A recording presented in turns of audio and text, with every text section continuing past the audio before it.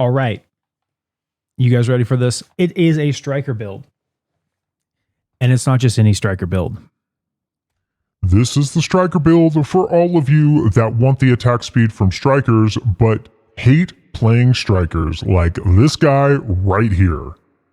I cannot stand this weapon. I don't know why, but this build has changed my entire mind about strikers. I can play strikers. I can play it solo. I can play it in group. I can play it in escalation. And the best thing about this build is you can walk into an escalation that you've got to level 25.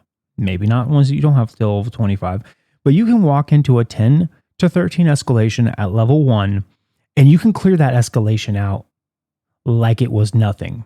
This is a great solo leveling build to grind out those reforges quickly for strikers, for everybody that wants to get to that +5 attack speed. So let's dive on in and check it out. I have been trying to come up with a striker build that I liked for a long time, and this is the one. This might be the only striker build you see me use.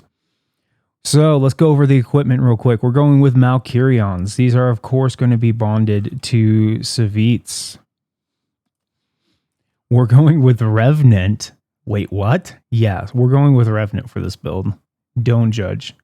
We're going with Pangar's Shrine on this build. You can change this out depending on the escalation you're trying to do, but I'll be honest, I rock the Pangar Shrine even when I'm doing the Frost escalation, which I find Frost to be the one that I can go in solo, low level, take crit avatar, and just mess that escalation up from start to finish without sweating a bullet the whole time.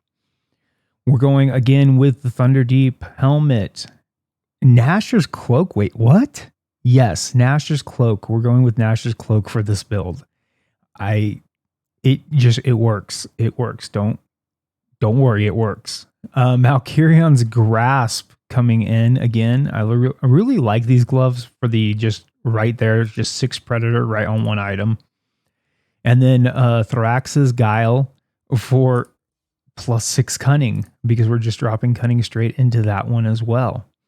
So what we're getting with this build is the +6 Etheric Attunement, which is going to keep our damage-based Lantern off cooldown as much as possible. Really helpful with Pangar's Lantern when the Behemoth is high reposition. We're going with Cunning for the +6 crit and +10 crit chance and the +30 crit strike. We're going with Predator for the 35% damage. You're not going to be getting hit a lot with this build, as a matter of fact. Most of the time, you can't afford to get hit with this build because you're going to be down in the low hit points without the ability to heal yourself. So keep that in mind. This is a high risk, high reward build. Predator coming in, or a Pulse coming in with the 5th hit guaranteed crit plus the 15% crit strike to add to the Cunning's crit strike damage. Sharpened because you are going to be dodging. You are going to be dodging. Or you are going to be dying, my friend. You are going to be dodging or dying. Take your pick. I prefer the dodge. This is going to give you 30% sustained part damage with a bonus 100%. Best to line this up with either your Revenant or with your big finisher for strikers. And then the +6 tough. Okay, this is where this gets weird. Okay, so if you're far enough down on your Slayer's path, you're going to have 1100 hit points, which means you can use 1 Revenant and have 600 hit point cap, or you can use 2 Revenant and have 100 hit point cap. What tough is going to give you is not only the increased 50% healing from all sources, which means when Revenant finally starts to heal you, you heal 50% faster. You also heal 50% more, but you also have an extra 500 hit points. So you can do 2 Revenants and still be at 600 hit points, or you can do 3 Revenants back to back to back and be at 100 hit points. And that's where this build gets a lot of its just burst behemoths dead. In lower level escalations, you can go in with a party of 3 or 4 and have one of the behemoths dead before the rest of the party gets there sometimes, because of how much damage you're getting from Revenant, the Lantern, and just in the initial burst of setting up your combos. So what we're doing for cells up here, we've got the Sharpen and the Etheric Attunement. The Lantern, just another Etheric. The Thunderdeep, we're putting the pulse in there. That's giving the extra 3 pulse we need. The other 3 pulses on the weapon. The Gnasher is another +6 because we're just dropping tough right in there. And then on the other 2 pieces of gear, we are doing 3 cunning with a +3 cunning, and we're doing 3 predator with a +3 predator. Really simple build. Put the cell in the item that gives you the bonus.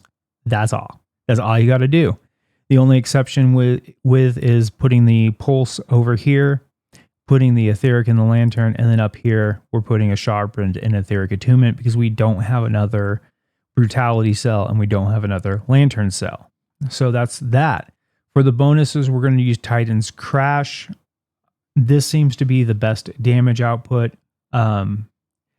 Gives you more flexibility than the laser beam. The setup time and actual hit with it doesn't take as long. The other ability, the adamantium bolt or whatever it's called, it's got such a long time where you're up in the air setting up the attack and stuff. It does more damage sometimes, but it also takes you out of combat longer.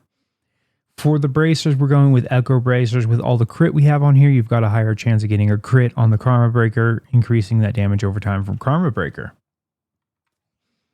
If you want to see this build in action, check out my stream. I'll be playing this build a lot. I'm trying to actually max out strikers right now. But basically for this build, you go in, pop your lantern off, pop off Revenant, start up a combo trying to get Karma Breaker off. If you get hit, have to reposition or something like that, you'll just switch over. Instead of doing Karma Breaker, get your mantra up and then go back in for Karma Breaker. Once you have those both up, start building up for Titan's Crash. About that time, pop off your second Revenant, probably just before Titan's Crash or while you're setting up for the building up for Titan's Crash. Pop off another Revenant, get off your Titan's Crash, and hope your health is coming back relatively soon at that point.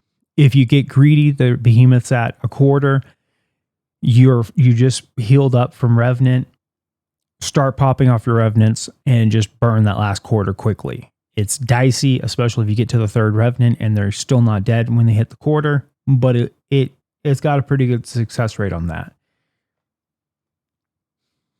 It's a fun build. It's a fast build, and we'll definitely be able to burn through escalations quickly if you want a solo level for reforges.